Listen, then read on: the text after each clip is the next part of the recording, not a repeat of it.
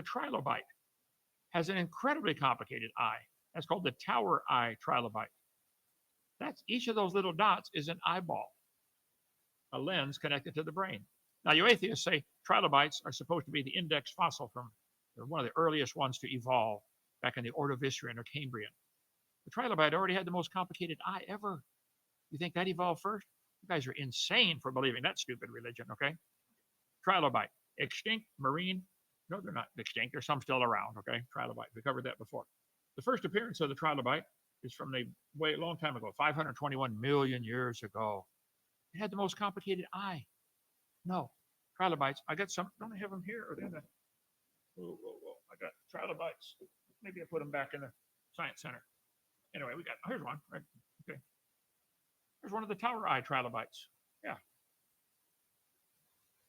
This was designed by a really smart designer. I know him personally. I'd like you to get to know him personally too, if you want. Let's see.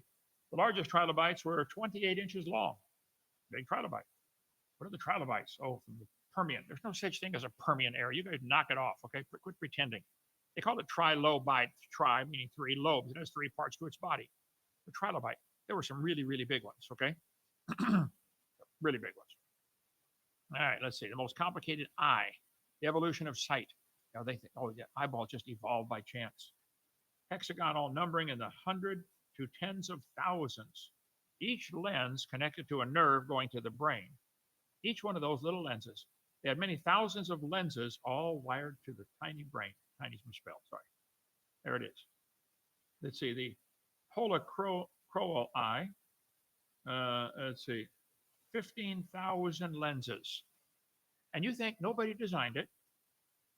It happened by chance.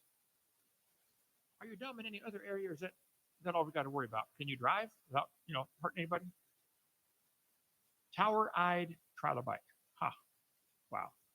Unlike the flexible lenses in our eyes, hard lenses create distortion on the edges, known as spherical aberration. Humans discovered the only two shapes to solve this problem, René Descartes' lens in 1637 and Christian Huygens' lens in 1690. Later it was discovered that some fossilized trilobite eyes already had these lenses.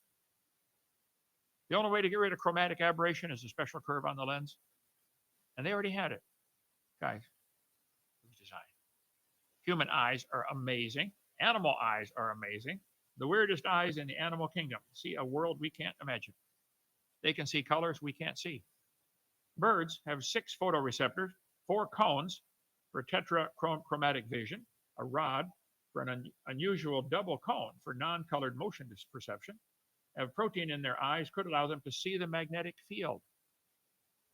Can you see that? That's how they can navigate. There's a bird called the Pacific golden plover, Plover. They go to Alaska during the height of mosquito season. They mate, lay their eggs, and pig out on mosquitoes. The babies hatch and they pig out on mosquitoes. Mom and dad then, when the babies are just about big enough, they take off for Hawaii and fly 2,000 miles over open ocean, no landmarks, and land in Hawaii.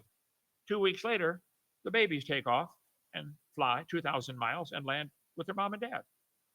How do they know where Hawaii is? They're navigating by the magnetic field. Well, you'd almost think that was designed if you didn't know better, wouldn't you? Migratory birds can navigate very well for a long time. It wasn't clear how they did it. Recently, scientists narrowed it down to a class of proteins called cryptochromes, which are sensitive to blue light. Eyes are amazing. Yes, God planted the ear and he formed the eye. Why don't you give him the glory? We don't have a problem doing that around here at Dinosaur Adventureland, okay? He formed the eye.